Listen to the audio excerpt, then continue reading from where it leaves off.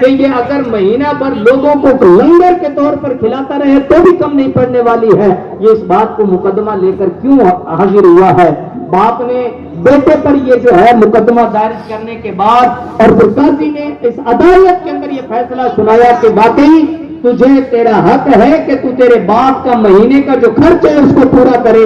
تب قاضی صاحب نے کہا، قاضی صاحب سے کہنے لگا باپ کہ قاضی صاحب میرے بیٹے سے کہا جائے اس خرچ کو زیادہ لمبا چوڑا نہیں رکھا جائے، کچھ روپے رکھے جائے، تھوڑا سا جو ہے پیسہ رکھا جائے، لیکن ہر مہینے کی جو تاریخ فکس کی جائے اس تاریخ کو خود بخود بنفس نفیس خود حاضر ہو کر اپنے ہی ہاتھ سے مجھے وہ پیسے دے کر جائے.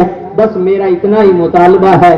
قاضی صاحب کا جو ہے یہ مقدمہ جو ہے وہ بالکل کلیئر ہونے کے بعد اس بوڑھے باپ کا ہاتھ پکڑا اور کہنے لگا مزاج سا کیا ہے آپ نے، مقدمہ درج بھی کروایا، بیٹے کو عدالت میں بھی بلایا، پیسے بھی کوئی زیادہ نہیں لیے، اس کو کچھ کہا بھی نہیں ہے آپ نے، کیوں کیا ایسا؟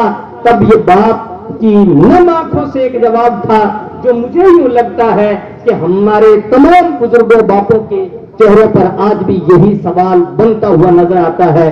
اس بوڑھے باپ نے کہا قاضی صاحب پچھلے 1 سال سے بیٹے کا چہرہ دیکھنے کے لیے ترس گیا ہوں، میں چاہتا ہوں مجھے پیسے کی ضرورت نہیں ہے، وہ تھوڑی سی رقم کے بہانے ہر مہینے میرا بیٹا جو ہے وہ مجھے آ کر پیسے میری بارگاہ میں پیش کرے، اسی بہانے میرے بیٹے سے میری جو ہے وہ ملاقات ہوتی رہے. قاضی صاحب بیٹے سے بے انتہا محبت کرتا ہوں، بس بات اتنی ہے کہ بیٹے کو اس بات کا فکر تک نہیں ہے کہ میرا باپ مجھ سے کتنی محبت کرتا ہے، بس اس بہانے سے ملاقات کا ذریعہ ہو جائے، پیسوں کی ضرورت نہیں ہے.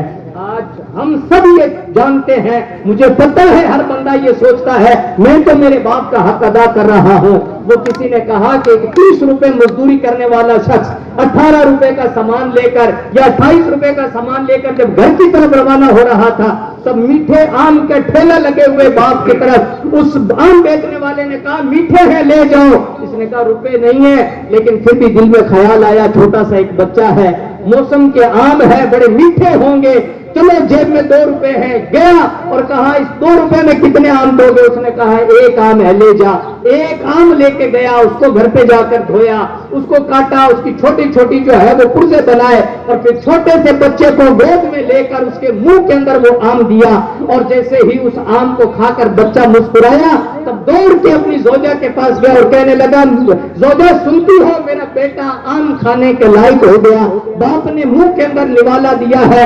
اب یہی بیٹا ڈاکٹر بن کے لکھنؤ سے جب پلٹ رہا تھا تب آم بڑے سستے تھے، باغیچے لگے ہوئے تھے، کئی کروڑوں کا مالک ہے. اس نے کہا جی 2 پیٹیاں اچھے آم کی گاڑی میں رکھ دو. گھر پہ گیا، باپ بوڑھا ہے، اس کے کمرے میں پیٹی اتار دی اور کہا ابا سے کہنا خوب پیٹ بھر کر کے کھائے، دوستوں کو بھی کھلائے، اپنے دوستوں کو بلا کر کھلائیں اور آ جائیں گے.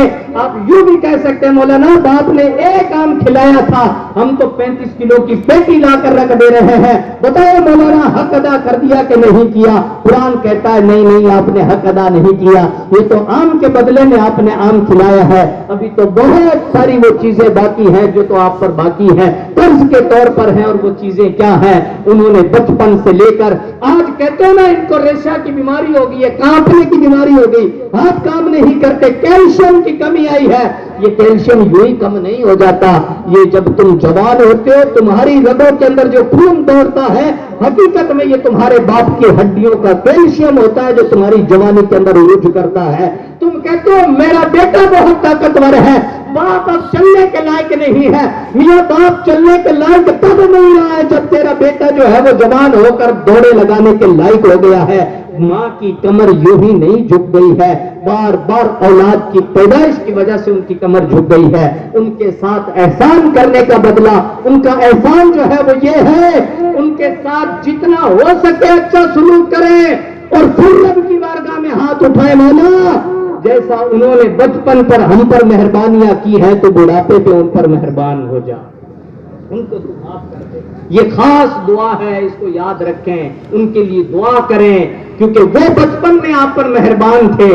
آج رب سے التجا کریں کہ وہ آپ کے والدین پر مہربان ہو جائے. ان کو آپ کے مال کی، ان کے کھانوں کی شاید ضرورت نہ رہتی ہو، لیکن بڑھاپے میں انتقال کے بعد ان کو دعاؤں کی بڑی سخت ضرورت ہے. تو اس بات کا خاص طور پر آپ خیال رکھیں کہ ہمارے والدین جو ہمارے بیچ ہیں، باحیات ہیں، ان کا ادب اور احترام کیا جائے، اور جب وہ اس دنیا سے چلے جائیں تو ان کے لیے ایصال ثواب کرتے رہیں. اس کے لیے کسی مولوی کے محتاج ہونے کی ضرورت نہیں ہے، کسی بہت بڑے لیڈر کی ہونے کی ضرورت نہیں ہے. آپ اپنے گھر میں مصلی بچھائیں، نماز پڑھ رہے ہیں، اس کے بعد قرخانی کریں اور اپنے والدین کے لیے خاص طور پر دعائیں کرتے رہیں. جو کچھ آپ کو آتا ہے، جتنا آپ کو آتا ہے، اس کو پڑھ پڑھ کے دعا کرتے رہیں. انشاءاللہ عز و جل وہ دن دور نہیں ہوگا جب ہمارے والدین کے صدقے سے اللہ تبارک و تعالی ہماری دعاؤں کو بھی قبول فرما لے گا. صاحب خانہ کے بچے جو ہیں، انہوں نے اپنے والد محترم کی بڑی خدمت کی ہے، اور وہ خود بھی بڑے نیک صفت شخص تھے. ہمیشہ انہوں نے اپنی زندگی کو نیکیوں کے اندر جو ہے صرف کیا ہے.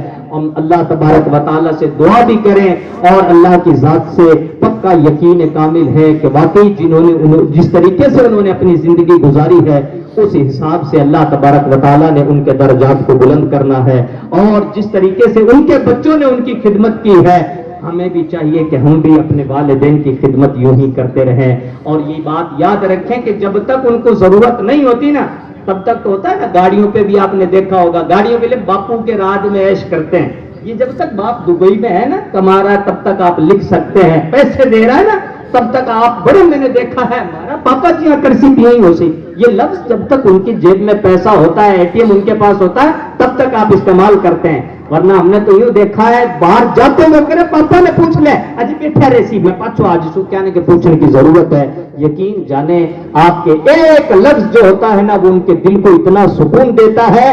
آپ یوں سمجھیں کہ آپ کے یہ میٹھے بول ٹیبلٹ کی جگہ کام کرتے ہیں. اور وہ کسی نے کہا ہے کہ جتنا زور ہم انتقال کے بعد جو ہے فاتحہ خانی پہ کرتے ہیں، جو کہ ہونا چاہیے، اتنا اچھا سلوک زندہ رہتے ہوئے بھی کریں تو کچھ دن شاید وہ لمبی زندگی اس دنیا کے اندر گزار کر چلے جائیں، شاید وہ لمبی زندگی گزار کر چلے جائیں. اور یہ تو بات یہی ہے، کسی دانشور کا قول ہے، وہ کہتے ہیں کہ میاں جب تک گھوڑا ریس جیتتا رہتا ہے نا، تب تک پھر مالک کو چنوں کے بھاؤ کی پرواہ نہیں رہتی کہ کیا بھاؤ آ رہے ہیں، 5,000 ہو رہے ہیں کہ 10,000 ہو رہے ہیں، کبھی اس کو پتہ ہی نہیں. چنے لیا جی گھوڑوں کو کھلانے، کیوں؟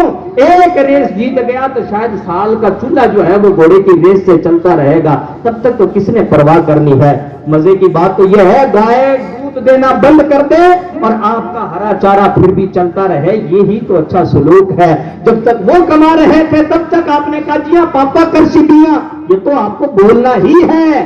جب وہ بالکل لاچار مجبور ہو جائیں، پھر جیسے بچپن میں انہوں نے اپنے کندھوں پر آپ کو اٹھا کر جو ہے کہیں اسکول چھوڑا، کبھی مدرسے چھوڑا، کبھی جو ہے آپ کو کہیں بازار لے کر گئے ہیں، آج آپ کا حق ہے کہ آپ بھی ان کو کندھوں پہ بٹھائیں، جہاں وہ جانا چاہتے ہیں آپ بھی ان کو لے کر جائیں، ان کے ہاتھوں کو پکڑیں. وہ چل نہیں سکتے، آنکھوں کی بینائی ختم ہو گئی ہے.